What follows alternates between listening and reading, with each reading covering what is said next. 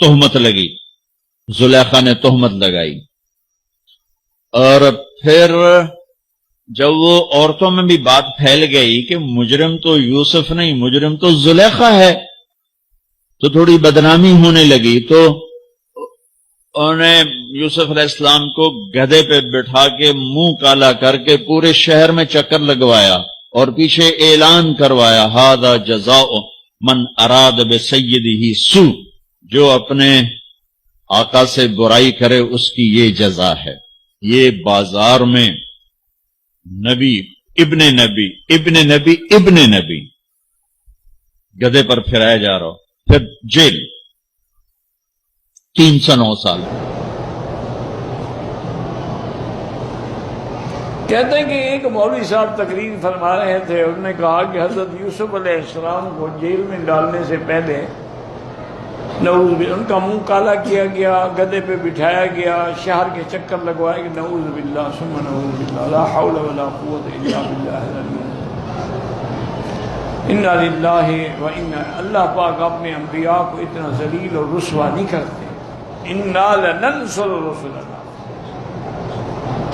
والذین آمنوا فی الحیات الدنیا ویوم یقوم الاشہاد۔ اللہ فرماتے ہیں ہم اپنے رسولوں کی مدد کرتے ہیں۔ یوسف علیہ السلام کا جیل جانا جو ہے، یاد رکھو، یہ کوئی بطور سزا تو تھا ہی نہیں۔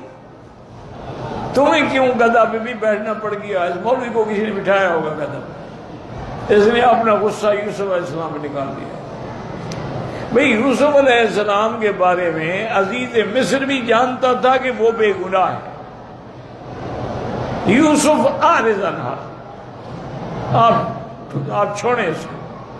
بیوی سے کہا کہ واستغفری، تم اپنے گناہ کی توبہ کرو، اس کا تو گناہ ہی نہیں ہے۔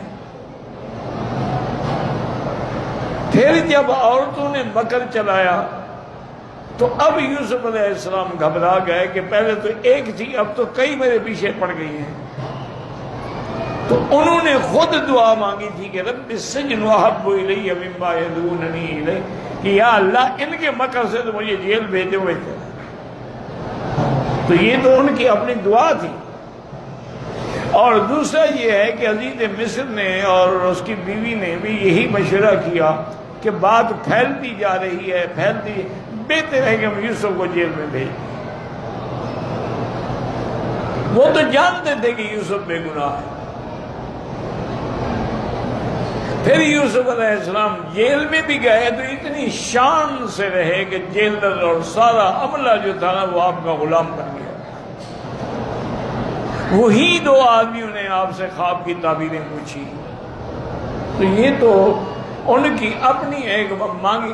اس لیے جب بہت عرصہ گزر گیا، رہائی نہ ملی، تو حضرت یوسف علیہ السلام نے تہجد کے وقت اللہ سے درخواست کیا، اللہ اب تو بہت مدت ہو گئی ہے، میں جیل کی زندگی سے تنگ آ گیا ہوں۔ اللہ نے جبریل بھیجا کہ موسیٰ علیہ السلام سے کہہ دو کہ جیل تو تم نے مانگی تھی کہ ان کے مکر سے بچاؤ، مجھے جیل جانا پسند ہے۔ اس کہہ دیتے ان کے مکر سے بھی بچاؤ، جیل سے بھی بچاؤ، ان دونوں سے بچا دیتے۔ اس لیے ایسی باتیں کرنا جو پیغمبر کے شان کے خلاف ہوں، آدمی کافر ہو جاتا۔ اسی لیے علماء نے لکھا ہے کہ جیسے مشہور طور پہ مولوی کہہ دیتے ہیں کہ یوسف حضرت ایوب کے بدن میں کیڑے پڑ گئے تھے سر سے پاؤں تک، اور زبان میں بھی وہ کیڑے پڑ گئے، تو انہوں نے رو کے کہا کہ اللہ تیرا نام لے لیتا تھا، اب زبان پہ بھی کیڑے آ گئے، نام بھی میں نہیں لے سکتا، تو اب اللہ نے حکم دیا کہ پاؤں مار۔